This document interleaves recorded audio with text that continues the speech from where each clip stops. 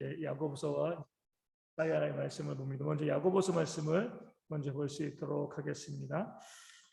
야고보서 1장 371면, 신약성경으로 371면에 있습니다.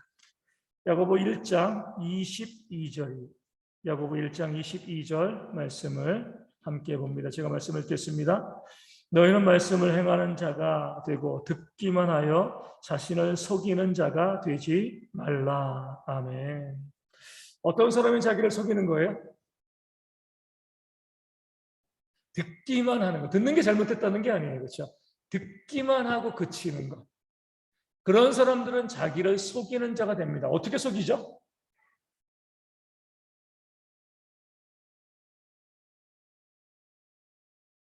듣기만 하면 어떻게 스스로를 속여요? 어떻게 해요? 나는 잘하고 있다. 참 그래. 들으면 이 듣는 것으로 내 것이 안 되거든요. 듣고 머리에 알고 있으니까 나 알고 있어. 나 잘하고 있어. 자기를 속이는 거예요. 스스로를 속이는 그런 이 죄가 어디에서 발생하냐면 듣기만 하는 것에서 발생합니다. 우리 학생들도 그러잖아요. 수업 시간에 선생님이 막 수학 문제를 막 열심히 가르쳐 줍니다. 그럼 수업 시간에 들으면 다 이해해요. 그리고 나가지고요, 나중에 시험 보면은요, 다 틀리죠. 그러니까 들을 때는 이해합니다. 들을 때는 선생님이 설명을 잘 해주시니까, 그래, 맞아, 이해하는데, 듣기만 하고요. 그 다음에 이제 중간고사, 기말고사 시험 보면은요, 다 틀리죠. 만약에 들을 때 이해한 거로 시험에 그대로 다 쓸 수 있으면은요, 다 서울대 가는 거예요. 서울대 정원을 다 늘려야죠. 그렇죠? 왜 들을 때는 이해했는데, 막상 시험 보면 그것이 안 나오죠? 자기가 알고 있다고 생각을 하지만 정말 알고 있는 것이 아니기 때문에 그래요. 그러면 우리가 수업 시간에 들은 그것을 시험에도 잘 풀기 위해서는 뭐 해야 돼요? 우리 어떻게 해야 되죠? 여러 번 문제를 풀어봐야 돼요. 그렇죠? 그러니까 복습을 하는 거죠. 예습도 중요하고 복습도 중요해요. 학교에서 시험 문제를 보면 학교에서 뭘 가르쳐 주면 나와서 그것을 어때요? 다 문제 풀어보고 그러면 진짜 내 것이 됩니다. 그럼 시험이 나와도요 문제가 없어요. 왜 우리 학생들이 또 가정에서 또 비싼 돈 들여서 문제집 사줍니까? 그러니까 듣고 이해하는 것으로 끝난다고 하면 문제집이 필요 없죠. 문제 다 푸니까. 근데 듣고 이해하는 것을 계속 문제로 풀고 풀어야지만 비로소 뭐가 돼요? 내 것이 되어지는 거죠. 얼마 전에 이제 어떤 이제 은퇴한 교수님, 연세대 교수님인가? 은퇴한 교수님인데 이제 책을 한 권 썼어요. 책을 한 권 썼는데 영어로 된 책을 쓴 거죠. 한국에서 이제 열심히 공부만 하시는 분인데 어떻게 그렇게 영어를 잘하십니까? 이렇게 이제 물어봤더니 무조건 외운다는 거예요. 딱 보고 그치는 것이라 계속 외워서 내 것으로 만들고 나니까 훈련하는 거죠. 훈련하고 나니까 그것이 자연스럽게 말로 나오고 글로 나오게 되어지는 겁니다. 우리 동영상 강의를 통해서요, 수영은 이렇게 하는 거야. 그렇게 수영의 모든 원리를 다 배우고 바다에 던지면은요, 죽죠. 해봐야 돼. 그래야지 진짜 내게가 됩니다. 그러니까 그 원리를 성경에 말씀하고 있는 거예요. 아니, 말씀을 아무리 많이 들으면 뭐예요? 말씀을 그대로 실천하지 않으면, 내가 실천해보지 아니하면은요, 그 말씀은요, 나를 속이는 말씀, 오히려 나를 정죄하는 말씀이 되어지는 겁니다. 자주 말씀드리지만, 제가 워낙 목사이면서도 참 어울리지 않게 낯을 많이 가려가지고, 전도하는 건 참 힘들어해요. 그러니까 제가 이제 우리 부교역자로 있을 때까지만 해도요, 웬만하면 전도 안 했습니다. 피했어요. 또 이제 규모가 있는 교회가 있었기 때문에 굳이 전도에 나갈 필요가 없었죠. 또 전도 대원들도 있고 전도하시는 분들도 있고. 담임 목사가 돼가지고 전도에 대해서 설교를 해야 되는데 내가 전도하지 않고 전도를 설교하면요, 난 전도를 모르는데 마치 전도를 알고 있는 것처럼 그렇게 하는 거죠. 그래, 이거는 내가 거짓말하고 스스로 속이는 거죠. 말씀을 통해서 보았기 때문에 전도가 뭔지는 알죠. 하지만 내가 직접 나가서 전도해 보지 않으면 그 말씀을 모르는 거예요. 직접 해봐야 돼요. 섬김도 마찬가지입니다. 직접 내가 섬겨봐야지 그 섬김이 무엇인지 알아요. 다들 제가 이제 말씀드린 것처럼 모든 목사님들이 다 동일하게 나는 그리스도 예수님의 종입니다. 인식해요. 알고 있어요. 종인 거 알고 있는데도 종의 일을 안 하잖아요. 종이 아닌 거예요. 그렇죠? 종의 일을 하는 게 종입니다. 우리가 머리로만 너무나 많이 알고 있으니까 어떤 일이 벌어지냐면 자꾸 정죄하고 자꾸 비난하는 거예요. 내가 직접 그것을 해보면 정죄하고 비난할 수 없죠. 우리 가정에서 혹시 그런 분들 또 계셨는지 모르겠지만 우리 아내에게 반찬이 왜 이렇게 맛이 없어? 왜 그런 말을 해요? 본인이 반찬을 해본 적이 없거든요. 본인이 해보면 이게 이 간 맞추는 것이 맛내는 것이 얼마나 어려운지 알거든요. 본인이 해본 적이 없으니까 그냥 비판, 그러니까 우리가 쭉 보면은 비판과 정죄를 많이 하는 사람일수록요, 몰라요. 머리로는 다 알고 있지만 모르는 거죠. 그것이 과연 무엇인지 알지 못해요. 내가 직접 해보고 그것을 알면 함부로 비판하고 정죄하지 못합니다. 오늘 아침에도 이제 어떤 목사님이랑 같이 통화를 하면서 이런저런 이야기를 나눴습니다. 나누면서 이제 다들 부교육자 시절 또 이제 담임 목회 이렇게 하면서 우리가 이제 느낀 것은 이거죠. 뭐냐면은 저도 그러지만 부교육자 시절에 비판 많이 합니다. 목사님이 저러시면 안 되지. 목사님이 저렇게 하시면 안 돼. 근데 본인이 이제 막상 담임 목사가 되어지면요. 그럼 다른 담임 목사님들이 들의 부족함과 약함을 보게 되어도 좀 용납하는 마음이 있습니다. 그래, 그럴 수밖에 없을 거예요. 그래, 그런 어려움이 있었겠죠. 어떤 목사님이 좀 이제 잘못된 선택을 했어요. 잘못된 선택을 해서 또 교회에 좀 큰 어려움을 줬습니다. 얼마든지 이제 비판받을 만한 이제 그런 모습이죠. 담임 목사로 보니까 그 목사님의 마음이 보이는 거예요. 저 목사님은 얼마나 답답했습니다. 그러니까 교회를 부흥시키고자 하는 마음이 있는 거예요. 그런 마음 가운데 그런 마음으로 움직이다 보니까 실수하고 잘못한 거죠. 그런데 이제 사람들은 그런 마음은 보지 않고요. 실수하고 잘못한 것만 보거든요. 그러니까 비판하고 정죄하죠. 그 입장이 되어져 보면 왜 그렇게 했을까? 왜 그런 선택을 했을까? 왜 그런 길로 걸어갔을까? 우리가 알게 되어지는데 머리로만 알고 있으면은요. 계속 우리가 비판과 정죄가 나올 수밖에 없어요. 그래서 우리 이제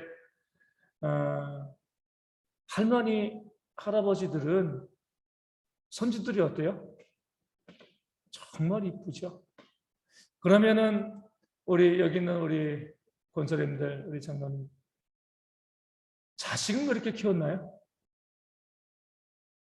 자식은 그렇게 키우지 못했어요. 내가 젊었을 때 무엇인지 잘 알지 못할 때는요. 비판하고 정죄하고 다투고 싸우는 일이 많은데 나중에 나이가 들면서 뭐가 많아져요?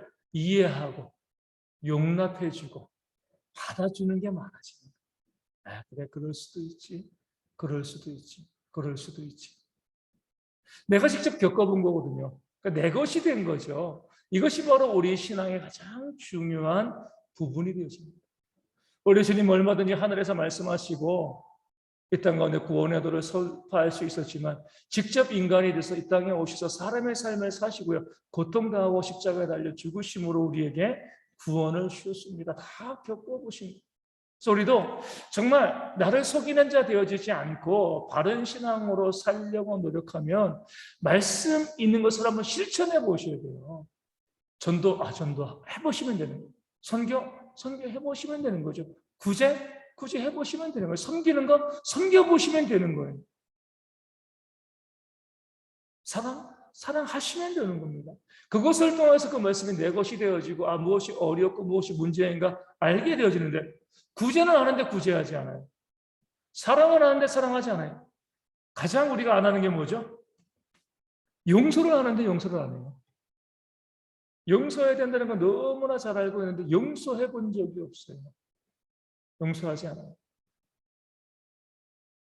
이런 것들이 우리의 신앙을 속이는 겁니다. 우리를 점점 교만한 자로서 우리를 만들어가는 하나님의 말씀이 우리 가운데 있으면 그 말씀 그대로 순종해 나가는 것. 이게 진짜 믿음과 신앙이 되어지고 그래서 우리가 이따가 살아가면서 하나님의 말씀을 그대로 순종하기 위해서 그 말씀을 실천하기 위해서 애쓰고 노력하는 모습들이 우리 가운데 있을 때 정말 하나님의 백성과 자녀가 되어지는 줄로 믿습니다. 우리 2장 1절 보면은요. 야고보서 2장 1절입니다. 내 형제들아 영광의 주 곧 우리 주 예수 그리스도에 대한 믿음을 너희가 가졌으니 사람을 차별하여 대하지 말라. 아멘. 우리 주 예수 그리스도에 대한 믿음을 우리가 가지고 있다면 뭐예요? 뭐 하면 안 돼요? 차별하면 안 돼요. 우리가 여기서 이 시대에 하나님 믿는 사람들 중에 정말 믿음이 있고 정말 구원받은 사람이 얼마나 될까 두려움으로 봐야 돼요. 이 차별의 문제를 뭐로 봤어요? 믿음의 문제로 봤습니다. 믿음이 있는 사람은 차별하지 않고 믿음이 없으면은요 차별하는 거예요. 믿음이 뭐죠? 곧 구원이죠. 하나님의 말씀은요 차별하는 사람은 구원받지 못한다는 거예요. 차별의 문제를 구원론으로 끌고 가는 겁니다. 정말 믿음이 있으면 하나님을 향한 그 믿음, 하나님께서 주신 그 믿음이 있으면은요 사람을 차별할 수가 없어요. 말씀에 나와 있는 것처럼 우리가 아직 원수 되었을 때, 우리가 죄인 되었을 때 그리스도께서 우리를 위해 죽으심으로 우리에 대한 하나님의 사랑이 확증되었잖아요. 우리는 구원받을 만한 자격이 없는 자임에도 불구하고 하나님의 사랑을 받아서 구원받았습니다. 차별 없이 구원받았죠. 그렇죠? 하나님께서 우리 보면서 키 몇 이상, 재산 얼마 이상, 달리기 몇 초 이런 거 따지지 않았잖아요. 그렇죠? 무조건 우리를 구원하신 겁니다. 이 구원에는 차별이 없어요. 그런 구원을 받았기 때문에 우리 또한 뭐예요? 정말 믿음이 있다라고 하면은요. 우리 주님 말씀하신 것처럼 지극히 작은 자 하나에게 한 것이 누구에게 한 것이에요? 예수님께 한 거죠. 우리가 누군가를 차별한다는 거 우리는요 어떻게 보면 너무나 당연하게 생각하거든요. 그럴 수도 있지. 우리 동남아 사람들 보면 어때요? 동남아 사람을 보면 그냥 아무렇지도 않은 것처럼 그냥 사람처럼 느껴지실 수 있어야 돼요. 그렇죠? 그들도 그냥 사람이지. 동남아 사람이야. 못 사는 나라 사람이야. 이런 마음 가지시면 안 돼요. 동등한 사람으로 바라볼 수 있어요. 남자와 여자 차별하시면 안 됩니다. 우리 가정에서 자녀들도 차별하시면 안 돼요. 돈 없다고 배우지 못했다고 차별하시면 안 돼요. 우리 가운데 보면 사람과 사람 사이에 선을 긋고 그 사람을 차별하고 무시하고 멸시하는 경우들이 너무나 많이 있고 그것을 너무나 당연하게 생각을 해요.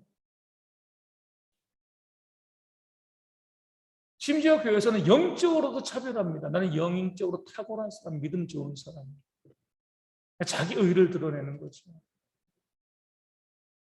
그 모든 차별은요, 믿음이 없는 거예요. 믿는 사람들은 그 어떤 사람이라도 차별하지 않으려고 노력해요. 차별하지 않는다는 것은요, 이거예요. 부러워하지 않는다는 거예요. 부러워하게 되면 차별합니다. 부러워하는 사람들은 남을 무시하게 되어 있어요. 내가 누군가를 보면서 부러워 그런 마음을 가지면 남을 무시하게 되어 있습니다. 우리가 믿는 사람으로서 정말 이 차별의 문제가 얼마나 중요한 문제예요. 그 다음에 여기 나오잖아요. 뭐라고 나와요? 실제적으로 금가락지 끼고 아름다운 옷 입고 교회 오면 어때요? 좋은 자리. 남루한 옷 입고 오면 그냥 집에 가든가 저 문간에 앉아 있든가. 그 사람을 차별하는 거잖아요. 그렇죠? 하나님을 멸시하는 겁니다. 하나님을 부정하는 거예요. 그래서 우리가 쉽지 않은 문제이지만 믿는 자로서 구원받은 자로서 하나님의 나라에 간다. 그런 마음을 가지고 있으면은요. 그 어떤 사람도 차별하지 않으려는 그런 마음이 있고 모든 사람을 다 존귀히 귀중히 여길 수 있는 모습들이 우리 가운데 있어야 됩니다. 물론 우리가 차별하지 않는데 그것 때문에 그 상대방이 그것을 이용하는 경우도 있어요. 하지만 그것은 그 사람의 몫이고요. 거기까지 우리가 생각하면은요, 차별하게 됩니다. 또. 그건 놔두고 우리는 뭐예요? 그냥 차별하지 않는, 차별하지 않는 그런 모습을 가지고 있는 것들. 그래서 우리가 자꾸 우리가 가지고 있는 어떤 것을 가지고 자꾸 자랑하려고 그러죠. 성경에서 우리 이 사랑에는 자랑이 없다라고 이야기하는데 나 이런 사람이야 내 것을 자랑하고 내 것을 드러내고 이 모든 것들이 차별의 시작이 되어집니다. 자랑할 게 어디 있어요? 하나님 보시기에 다 똑같은 사람입니다. 돈이 더 있을 수도 있고요. 또 더 많이 배울 수도 있지만 이것은 자랑의 거리가 아니죠. 우리 가운데 많은 것을 주신 이유는 뭐예요? 더 많이 봉사, 원시하라고 많은 것을 주신 것이지 자랑하라고 주신 것이 아니거든요. 그런 면에서 우리가 나의 신앙도 자랑하지 마시고요. 내가 가지고 있는 것도 자랑하지 마시고.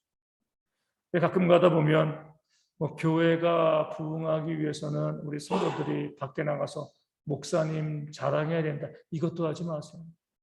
자랑할 게 뭐가 있어요? 하나님만 자랑하면 돼요. 십자가만 자랑하면 되는 겁니다. 뭐가 자랑할 게 있어요? 그 자랑이 우리 가운데 올무가 되겠죠. 그래서 우리가 믿음이 곧 차별하지 않는다는 것임을 늘 기억하시고 그 어떤 사람도 차별하지 않는 무시하거나 멸시하거나 한심하게 바라보거나 그렇게 하지 마세요. 그런 것 없이 모든 사람을 다 귀하게 존중하고요. 지난주 말씀드린 것처럼 우리 믿는 사람들의 태도는 아주 분명합니다. 내 이웃을 만나게 되었을 때 나는 뭐야 다 그 이웃에 뭐가 되는 거죠? 종이 되는 거예요. 그러면 끝나는 겁니다. 그렇죠? 그러면 그 사람을 차별할 수가 없잖아요. 근데 내가 그 사람보다 더 위에 있고 내가 손김을 받아야 되고 그 사람이 정말 말하고 행동하는 모든 것들이 한심하고 답답하고 담임 목회자가 있으면 그런 말 들을 때 가장 속상해. 목사님 어떤 성도는 생각이 어린아이 같고 분별력도 없고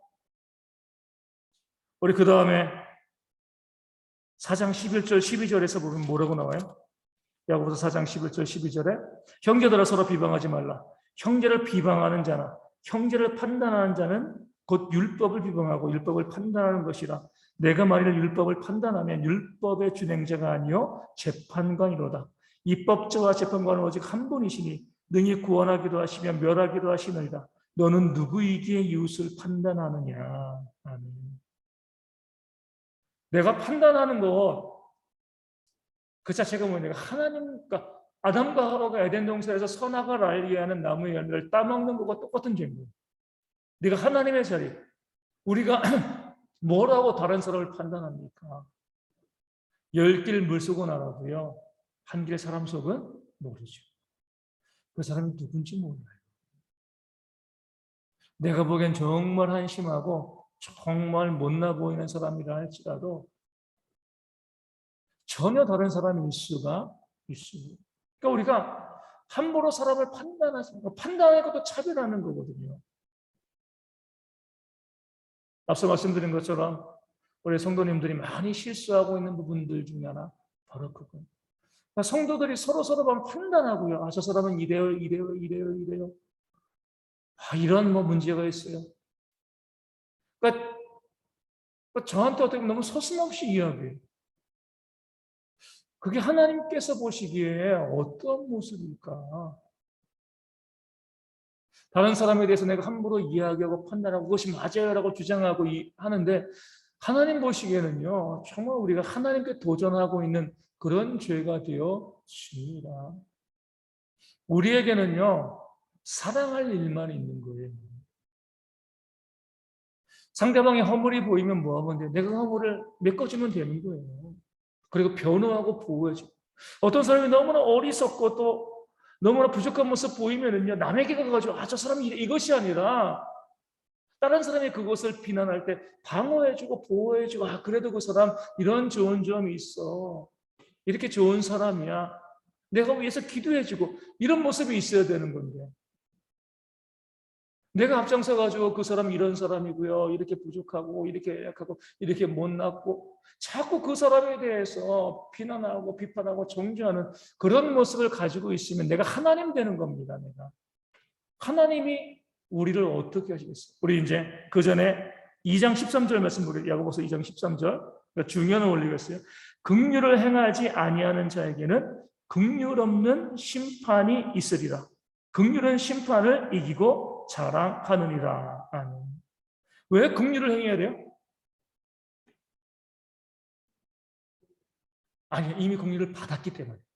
긍휼을 받으려고 긍휼을 행하는 것이 아니라 이미 내가 1만 달란트의 긍휼을 받았기 때문에 100데나리온의 긍휼을 행하는 겁니다. 내가 긍휼을 행한다는 것 자체가 뭐예요? 구원받았다는 증거거든요. 긍휼을 받은 자만이 긍휼을 행할 수 있습니다. 내가 내 삶에서 긍휼을 행하지 못한다는 건 뭐예요? 긍휼을 받지 못합니다. 자꾸 이웃을 비방하고 정죄하고 판단하는 것 자체가 뭐예요? 내가 주님으로부터 긍휼을 받지 못했다는 증거가 되어주는 겁니다. 그래서 우리가 저도 마찬가지지만 정말 실수 많이 하거든요. 그러니까 우리가 남에 대해서 안 좋은 이야기를 하려고 하는 순간 입을 막아버리세요. 그런 말이 사람들에게는요, 귀에 쏙쏙 들어오고, 서로 박수 치면서 뒤에서 우리 뒷담화라 그러잖아요. 그렇게 할 수 있지만 하나님 앞에요, 정죄가 됩니다. 내 이웃에 대해서, 내 주변 사람들에 대해서, 저는 이제 요즘 코로나가 있으니까 그게 참 좋은 것 같아요. 우리 교회 교원들만 만나고요. 외부 사람들 거의 못 만나죠. 외부 사람들 많이 만나면은요, 욕하는 이야기, 비방하고 또 수근거리는 이야기들이 너무 많아요. 안 들으니까 좋아요. 왜냐면은 자꾸 듣게 되어지면 이게 듣다 보면 나도 하게 돼요. 계속 이야기하는데 나만 입 다물기 참 애매하거든요.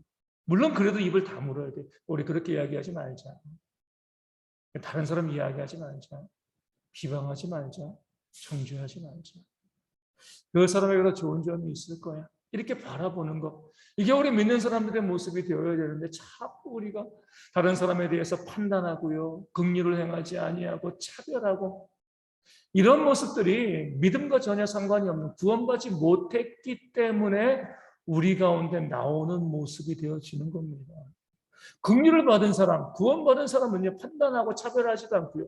다른 사람에게 긍휼을 베풀게 되어 있습니다. 내일 아침에 우리 아프가니스탄에서 우리 한국인들에게 협조했던 391명이 한국에 오게 됩니다. 어떻게 돼요?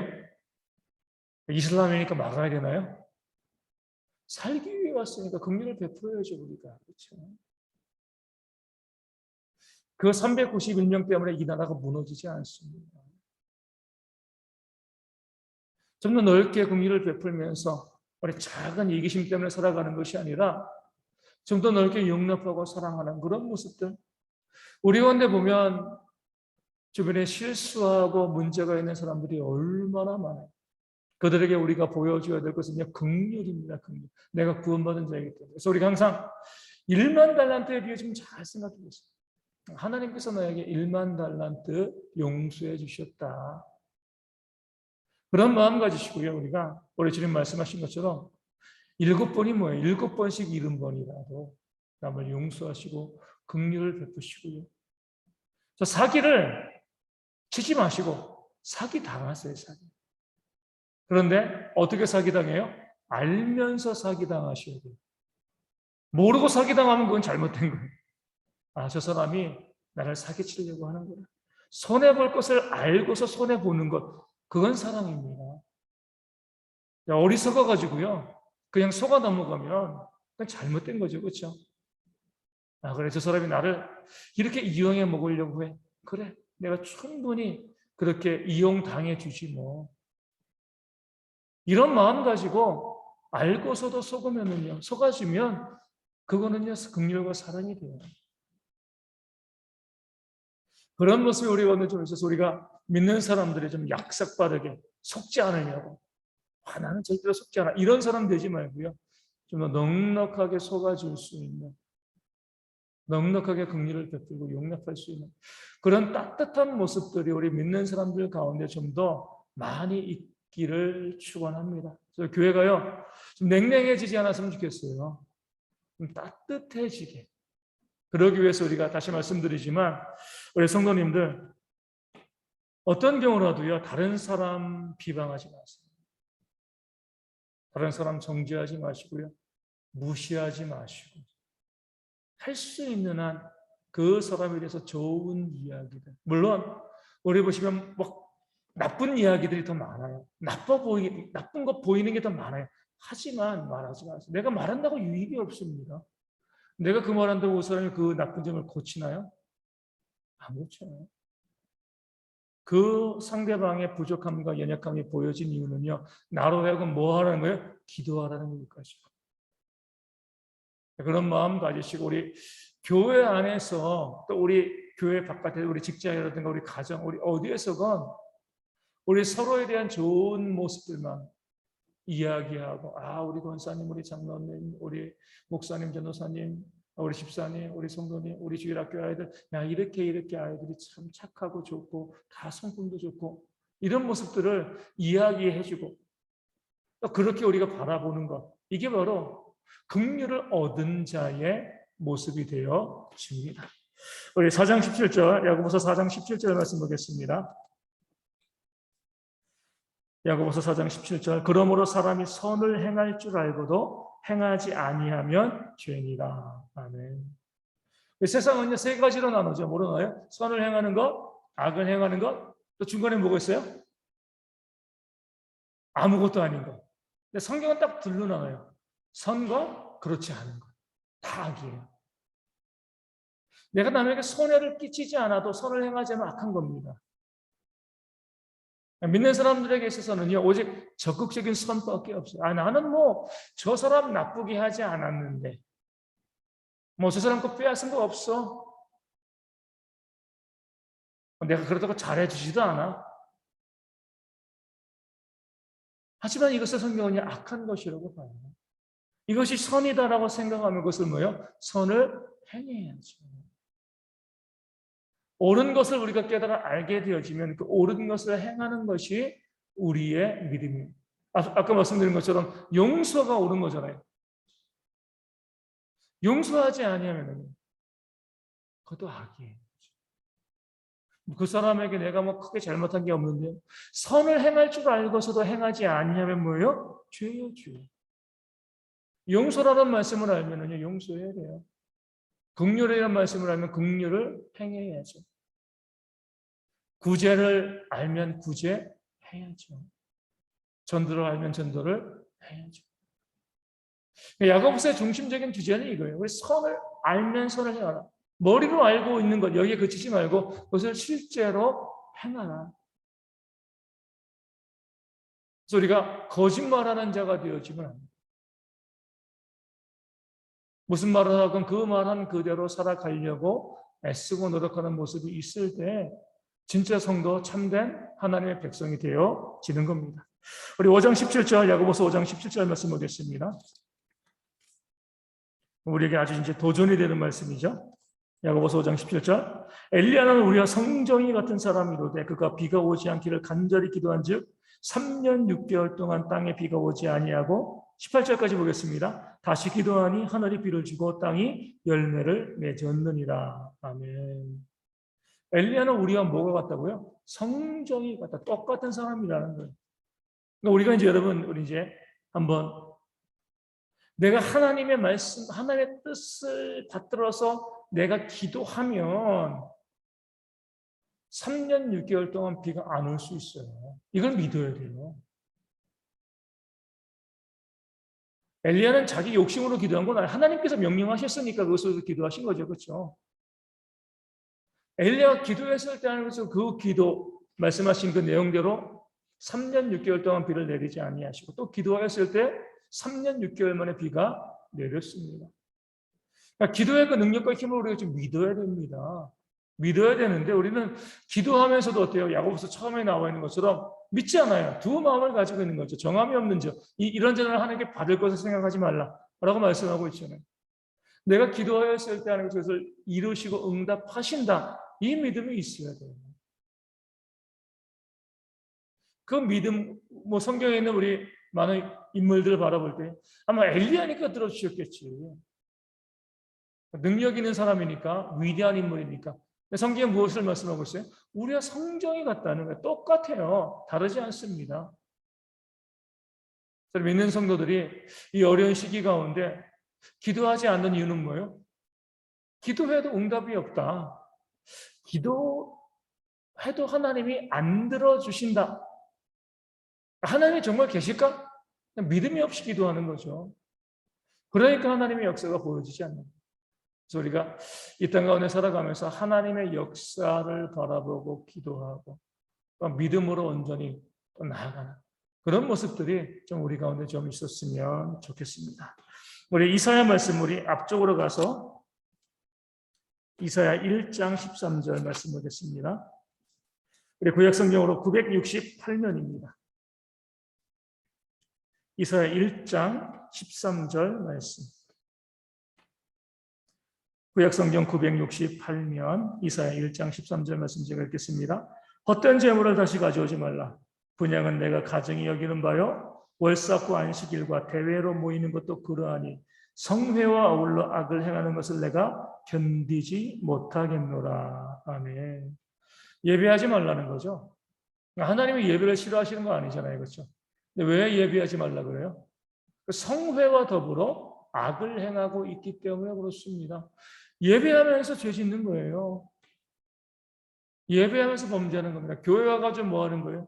예배하면서 서로 다투고 싸우고 앞서 말씀드린 것처럼 시기하고 질투하고 비방하고 무시하고 차별하고 온전히 하나님께서 예배를 받기를 원하시거든요. 근데 예배하려면 거룩한 심령으로 바르게 예배해야지 교회 와가지고 다투고 싸우고 시기하고 목소리 높이고 뭐 멱살 잡고 사기치고 자기 자랑만 하고 차별하고 그런 예배를 하나님께서 받으실 리가 없는 거죠. 우리도 그러잖아요. 뭐 자녀들이 안 그러겠지만 부모 생일에 와가지고 자기들끼리 막 목소리 높여가지고 다투고 싸우고요, 비방하고 부모 앞에서 아이 뭐 형은 동생은 누나는 언니는 뭐 이렇게 뭐 그런 얘기하면 부모가 기분이 좋겠습니까? 부모 생일이 왔으면 그 부모 앞에서 서로 화목한 모습 보이고 서로 섬기고 사랑해야 되는데 부모 앞에 와가지고 멱살 잡고 싸우고 목소리 높이고 성회와 더불어 악을 행하는 거죠. 교회 가운데 와가지고요 예배하면서 예배를 드리면서 교회에 와가지고 그렇게 악을 행하는 일들이 이 땅 가운데 참 많이 있습니다. 그렇기 때문에 하나님께서 그런 모임을 하지 말라는 거예요. 그래서 우리가 예배하는 자가 되었으면 바르게 예배하는 모습들 우리 가운데 있어야 됩니다. 우리 이사야 3장 1절 보겠습니다. 3장 1절.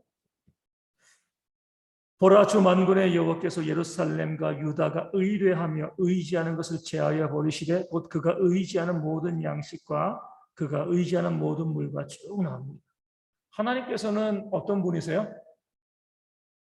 우리가 하나님 이외의 것을 의지하면 제하여 버리시는 분, 없애버리시는 거예요. 우리를 사랑하시기 때문에 그렇습니다. 우리를 미워하는 때문에 우리를 사랑하는데 사랑하는 자녀들이 하나님 이외에 다른 것 의지하면 하나님께서 그것을 그대로 내버려 두실 리가 없는 거죠. 여기서 우리 믿는 성도들이 지혜를 가져야 돼요. 하나님 믿는다고 하면서 돈 의지해요. 그러면 하나님이 돈 빼앗아 가십니다. 하나님 의지하기를 바라니까. 물론 목사님, 그런데 어떤 분은 교회 열심히 다니고 돈 의지하는데 돈이 더 많아지는데요. 그런 분들이 있죠. 왜요? 감히 제가 이제 이렇게 얘기하기가 어렵지만 택함받지 못한 사람일 수 있습니다. 징계가 없으면 사생제라 그랬습니다. 하나님은요, 택함받은 자에게 하나님께서 은혜를 주시는 거예요. 그래서 우리 가운데 욥처럼 내가 갖고 있는 소유들 없어지고요, 내가 의지하고 있는 것들, 또 내 건강, 이 모든 것들, 우리 가운데 하나님께서 자꾸 제하여 가실 때 원망하고 불평하시는 것에만 머무르지 말고요, 그러지 말고 오히려 감사하셔야 돼요. 내가 정말 너무나 어리석어서 내 육신을 의지하고 내 물질을 의지하고 사람을 의지했는데 하나님께서 그 모든 것 다 제하여 가시고 나로 하여금 뭐예요? 하나님 바라보게 하시는구나. 하나님 의지하게 하시는구나. 저도 이제 그것을 참 많이 느낍니다. 제가 자랑하는 것, 제가 마음속으로 의지하고 있는 것, 하나님 가만 놔두지 않으세요. 반드시 가져가십니다. 그러니까 우리가 성경 말씀의 원리는 먼저 하나님의 나라와 의를 구하라는 거죠. 하나님 나라와 의를 구하면 이 모든 것을 우리에게 더하시는 거예요.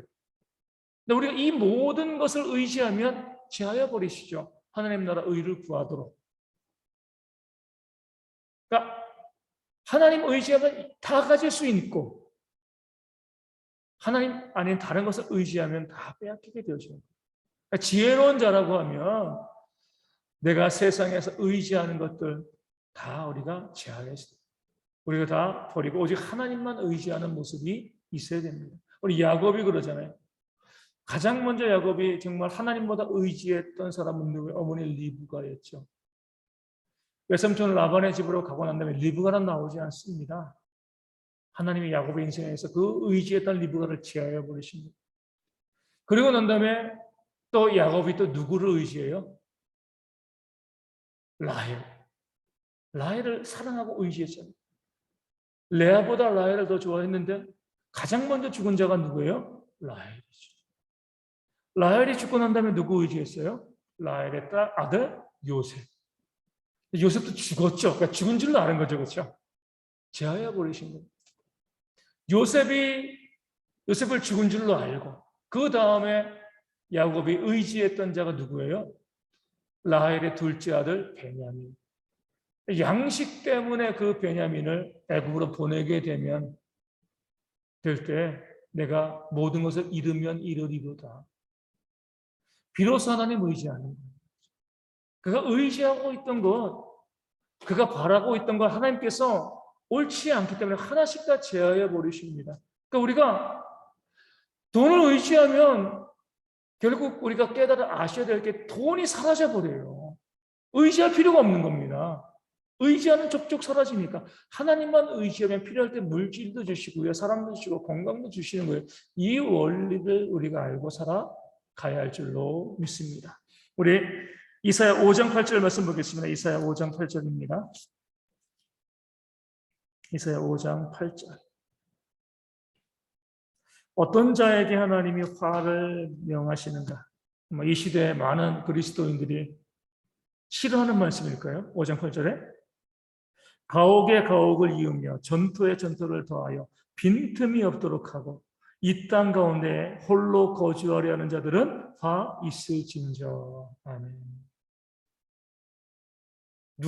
어떤 사람에게 화가 있어요? 가옥에 가옥을 잇고 전토에 전토를 더하는, 투기하는 사람들이죠.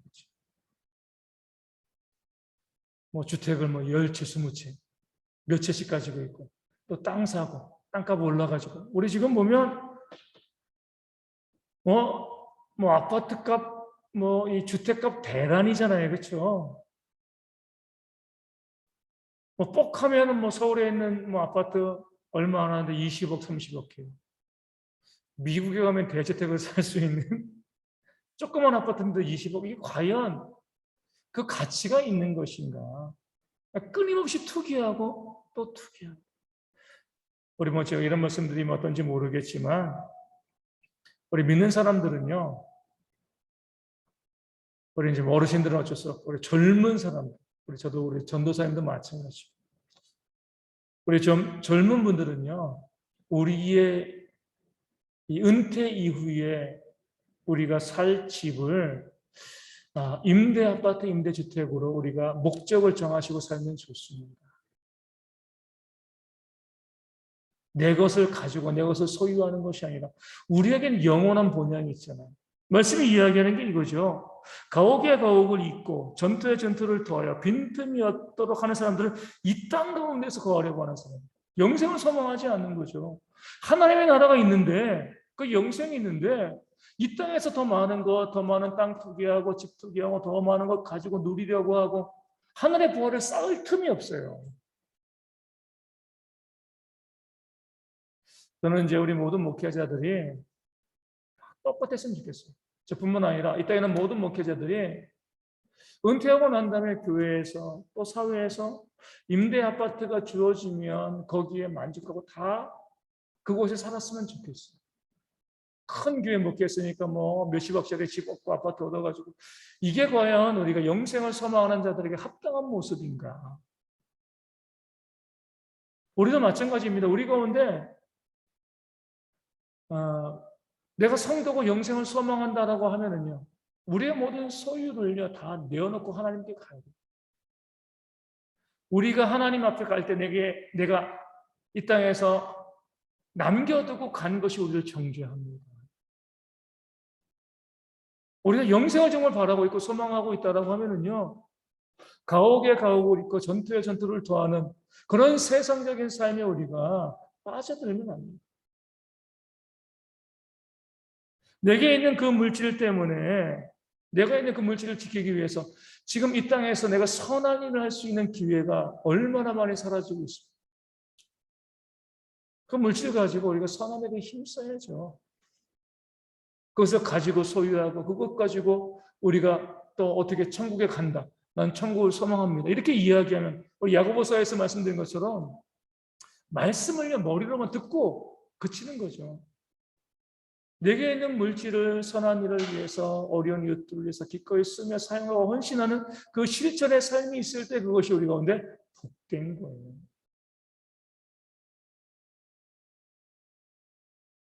그러니까 사회가 앞으로는 어떨지 모르지만 얼마나 좋아졌습니까?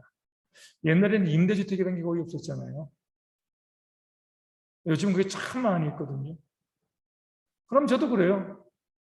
은퇴하고 나서 저랑 저희 집사람이랑 둘이 살 수 있는 그런 임대주택. 그것만 있으면 저는 만족할 것 같아요. 물론 이제 국가연금이 좀 있어야지 먹고 살겠죠, 그렇죠? 하지만 내가 먹고 살고 천국을 바라보며 살아가는 것으로 그치는 것이거든요. 내가 목회를 크게 해서 교회가 부흥되어지고 나도 은퇴하고 난 다음에 정말 그 좋은 아파트 받고 좋은 집 받고 과연 그것이 영생을 소망하는 자에게 합당한 것인가? 우리가 이 땅을 살아가면서 세상의 모습으로 바라보지 않고요. 하나님의 관점으로 바라볼 수 있는 그런 신앙과 지혜가 있어야죠. 초대교회는 어떻게 했다고요? 아무도 자기의 소유를 자기의 소유라고 인정하지 않고요. 그것을 교회의 사도들의 발 앞에 내어놓고 그로 인하여서 그 공동체 안에 가난한 자가 없게 만드는 것. 이게 바로 교회의 세상과 달라요. 세상은 그런 거 부정하죠. 내가 열심히 땀 흘려서 번 거니까 내 것이야 라고만 주장하는데 교회는 그러잖아요. 땀 흘려서 수고한 것만큼 내가 거두는 건 하나님의 원리입니다. 하지만 거두는 것을 가지고 어때요? 그렇지 못한 사람들에게 나누는 것이 또 하나님의 원리. 그러니까 내가 열심히 수고하고 땀 흘려서 내 것을 많이 거두고 그 거둔 그것을 가지고 뭐예요? 없는 자들에게 나눠주는 것이 교회의 원리. 믿는 자의 원리가 되어집니다. 그런 신앙이 우리 가운데 있어서 우리 그리스도인들이 투기하고 더 많은 것을 얻기 위해서 애쓰고 노력하고 쌓아두는 그런 삶을 살아가는 것이 아니라 영생을 소망하는 마음을 가지고 기꺼이 섬기고 나누는 그런 삶으로 살아가는 저희 모두가 되어지기를 그런 교회 공동체가 되어지기를 주님의 이름으로 축원을 드립니다. 오늘 말씀은 여기까지 함께